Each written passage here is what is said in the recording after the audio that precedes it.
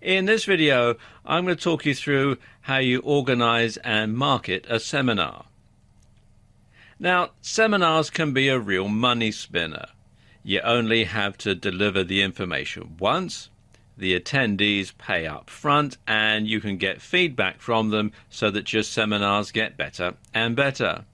But you want to do your homework first.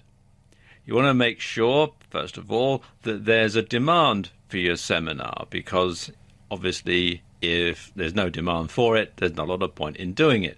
You want to make sure that the information that you're going to impart is accurate and up to date.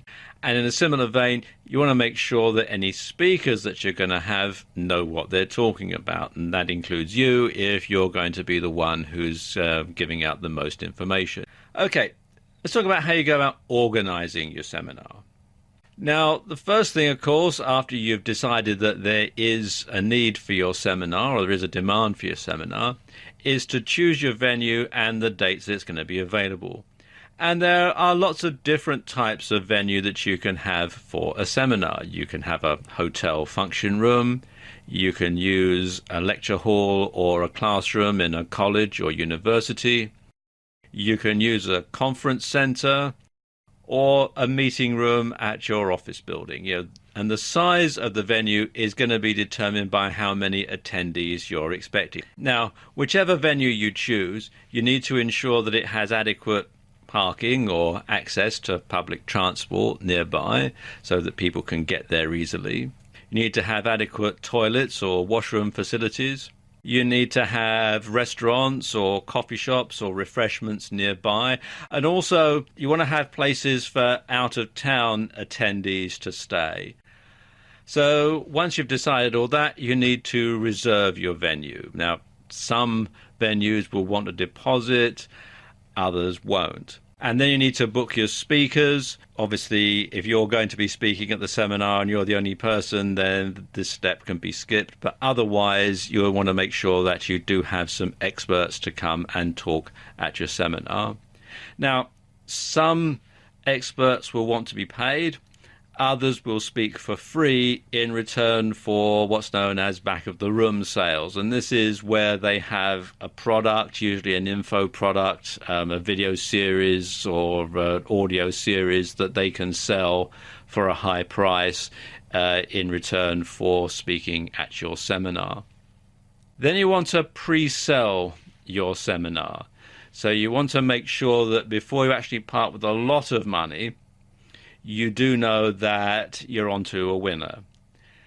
And attendees should pay up front with their reservation. And you want to make sure that you have a clear cancellation policy and a clear refund policy as well. But one thing that's very important is you want to reserve your right to cancel if not enough people book. But once that's done, you want to get any handouts or materials that you're going to use at the seminar designed and printed. You want to put together your presentation, and you need to book any equipment that might be necessary. So you might need a whiteboard, or you might need a projector or something like that. So you want to make sure that you've got all that at hand, and that once all that's ready, all that's lined up, you're ready to roll and to start letting people know about your seminar. Which brings me neatly to the next point, which is advertising your seminar. How do you go about doing that? Well, there are several ways that you can do that, online and offline. Let's talk about online first. Solo ads are a very good way of getting people to attend your seminar because they are very, very specific. Another good way is an ad in a niche forum.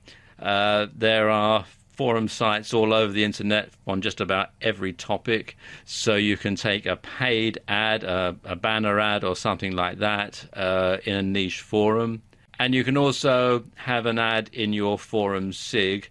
And you can also have Facebook ads. And Facebook ads are great because you can really drill down so that only specific people who have an interest in attending your seminar actually see the ad. So it is a very cost-effective way of doing it. Now let's talk about offline. Now, there are several ways that you can advertise your seminar offline. Probably the simplest and most cost-effective way is to do a JV with a club or organization in that niche.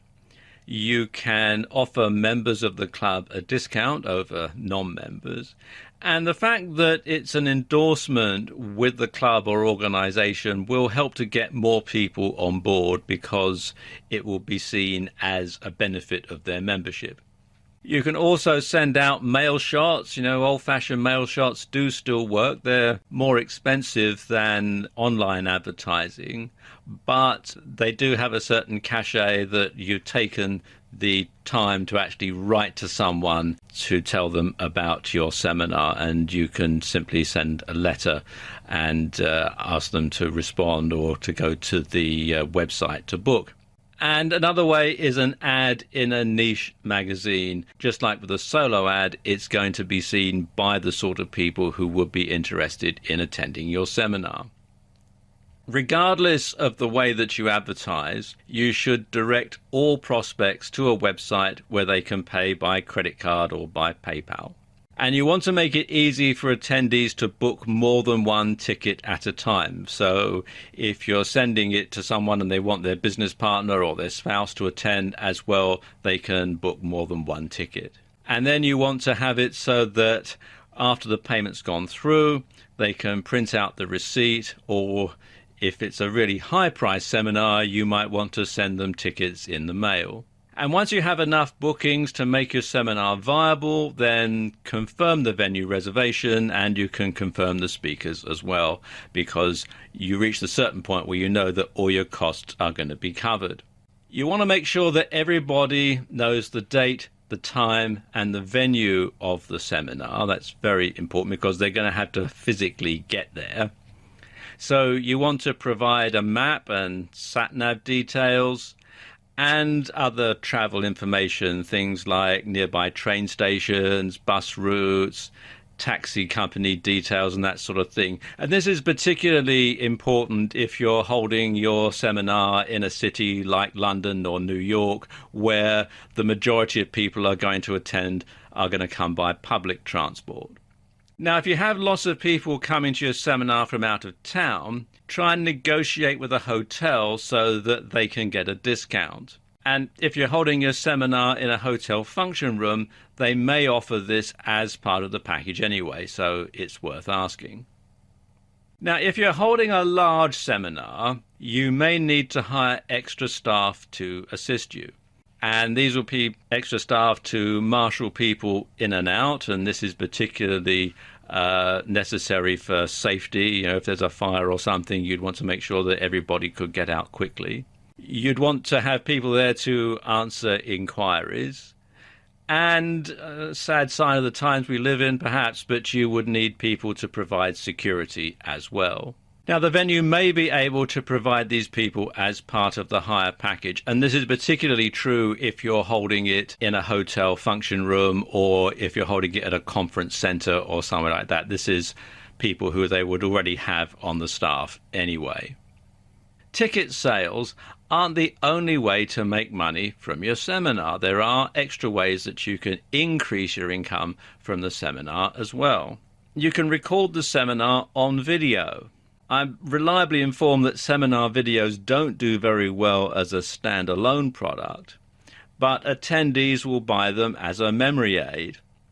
You can also sell them as an upsell to another niche product. So you could have, say, a home study course on whatever the subject is that you're going to be discussing at the seminar, and you can upsell the videos of the seminar to people who are taking the study course. This is especially useful if you're going to be the one who's doing the home study course, but there are other experts who've been speaking at the seminar. And you can also have a transcript typed up, and you can use it as the basis for an ebook or for a printed book as well. And finally, you want to get feedback. You'll want to know what attendees liked about the seminar, what they didn't like, and how it could be improved. And so what you want to do is hand out a feedback sheet at the end of the seminar and get people to fill it out before they leave. And you can use this information when you plan your next seminar to make it even better. So there you go. That's how you can organize and market a seminar.